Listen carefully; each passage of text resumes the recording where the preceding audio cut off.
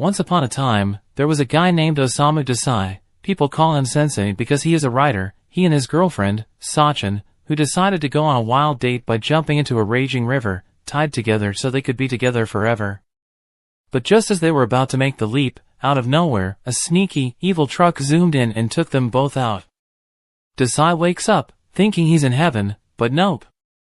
A woman named Annette, who introduces herself as a guide, tells him that he's not in heaven but a totally new world. And guess what? This world is dark and full of monsters.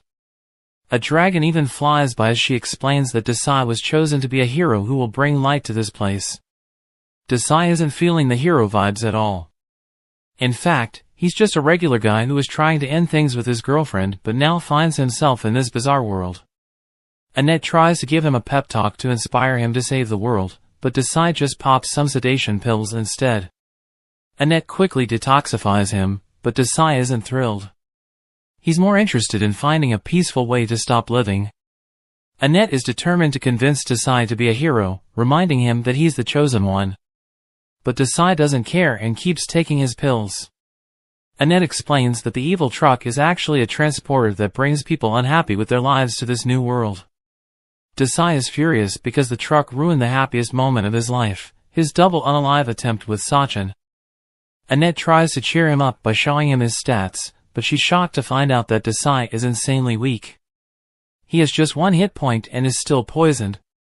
Annette is baffled and realizes that Desai might have been brought to this world by mistake. Desai, surprisingly confident, agrees that being weak is his thing.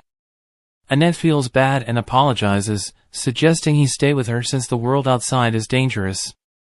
But Desai isn't worried at all. He's actually looking forward to finding his final resting place. Annette is stunned by how different Desai is from other heroes she's met.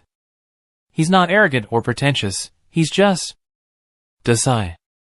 Before Desai leaves, Annette begs him to choose a profession, but Desai proudly declares that he's a writer and doesn't need one. As he walks away, Annette dramatically realizes that maybe she's been waiting for someone like him all along. Outside, Desai notices that he can't read the language in this world, and there are no cafes around. A voice in his head announces that he's gained experience points just for discovering a new area, and Desai wishes it would stop because he's getting a migraine. Then, a tree collapses, and a girl screams for help as a monster attacks her. Desai, more interested in her weirdly shaped ears, asks for permission to write a novel about her instead of helping. The girl begs him to save her, so Desai makes a half-hearted attempt but ultimately decides he can't reach her. She tells him to use a sword or spell, but the monster grabs Desai too. As they're about to lose their life force, Desai finds delight in the fact that the end is near. But then, the tree suddenly explodes, and the voice announces that Desai inflicted 300 damage with his poison. The girl is stunned that Desai, who wanted to stop existing, somehow survived. She's even more confused when he explains that this always happens to him. No matter how hard he tries to stop living, he keeps surviving. She thanks him for saving her life and offers to take him to her place to rest. When Desai touches her hand, he suddenly thinks of Saachan and wonders if she's in this world too. The girl tries to tell him her name, but Desai is already lost in thoughts of his girlfriend, declaring that he'll find Saachan so they can commit double unalive again. Back with Annette, she prays for Desai's safety and wishes to see him again. And her wish comes true when Desai returns, but this time, he's with a new cat girlfriend. Annette is shocked and a bit jealous, but she tries to stay composed. Desai asks if Annette has seen a girl named Saachan, and she's horrified to think there's a third woman involved.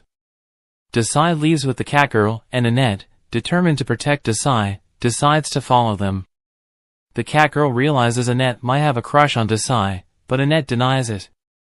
As they argue, Desai finds a coffin and declares it's a comfortable bed, asking the girls to wake him up when they reach town. Desai falls asleep, and Annette, despite everything, feels a bit happy that Desai called her by the right name. She then takes on the task of dragging Desai in his coffin, determined to keep him safe. And so, Desai's bizarre adventure in this strange new world continues, filled with strange friendships, weird monsters, and a never-ending quest to find Saachan, so they can, well, you know. Thanks for watching this crazy recap. Don't forget to subscribe to the channel for more wild stories.